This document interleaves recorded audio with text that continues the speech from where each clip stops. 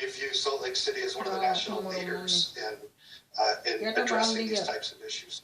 The George Floyd protests of May 30th were some of the biggest and most emotional demonstrations Salt Lake City has ever seen.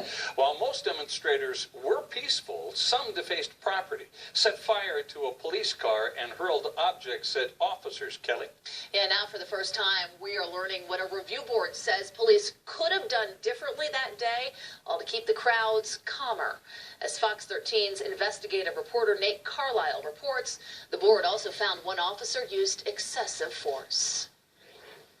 The Salt Lake City Civilian Review Board is a body of citizens that take a look at the police department and issue findings and recommendations. An episode of what the board calls excessive force during the May 30th protests point to what the board says was a lack of training and preparation by the department. Hands up, don't shoot! Hands up, don't shoot! On May 30th, demonstrators all over the United States took to the streets to protest the Minneapolis police officer seen on video using his knee to choke George Floyd to death. His nose is bleeding like on. In Salt Lake City, protests at the Capitol and in Washington Square began peacefully. As the afternoon went on and the crowds increased, some demonstrators vandalized buildings. We're not sure what kind of vehicle that is. Near the city-county building, they overturned a Salt Lake City police car and set it on fire. Shortly after, law enforcement stepped up their response. That mere presence is a problem, and it's a conflict of interest because we are showing up to protest police brutality, and the police show up to silence us. Lex Scott is the founder of the Utah chapter of Black Lives Matter.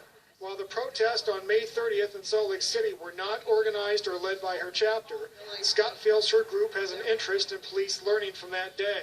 If a police brutality victim comes up and starts yelling at an officer, we expect them to retain their composure and remain professional and not brutalize the protesters. The Salt Lake City Civilian Review Board issued its findings and recommendations last month. In one of the most high-profile episodes from the protests, the board found a Salt Lake City police officer used excessive force when he knocked down a man who used a cane to walk. That officer belonged to what's called the Public Order Unit, and the review board found the squad was ill-prepared for what happened on May 30th. The review board said the police department needs to conduct exercises to ready for scenarios like those at the George Floyd protests. The board also recommended supervisors remind the Public Order Unit to remain calm, and their purpose is to protect the public. SWAT just showed up. The review board also didn't like that officers arrived to the protest in an armored vehicle. That's because the Public Order Unit hadn't trained on deploying from such vehicles. Also, the board said, the sight of a militarized vehicle at protest contradict the goal of keeping peace. The board recommended the Public Order Unit no longer travel in armored vehicles. We view Salt Lake City as one of the national leaders in addressing these types of issues, sir. Ed McGuire is a professor of criminology and criminal justice at Arizona State University. He has studied how police respond to protest. He says police need to be thoughtful about how they use an armored vehicle. If it's going to arrive in a different location, not in the view of the crowd, that's fine.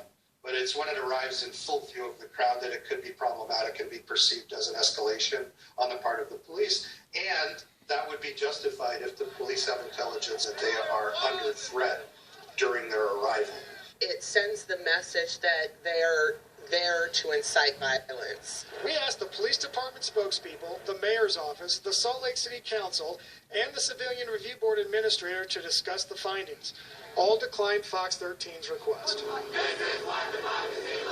By law, the Civilian Review Board can only issue findings and recommendations. It's up to Salt Lake City's police chief to determine whether to discipline the officer who pushed the man with the cane. And it's up to the chief, the mayor, and the city council to make policy changes. In the studio, I'm Nate Carlisle, Fox 13 News, Utah. Fox 13 News has inquired whether the officer who pushed over the man with the cane has been disciplined. We're still waiting for an answer.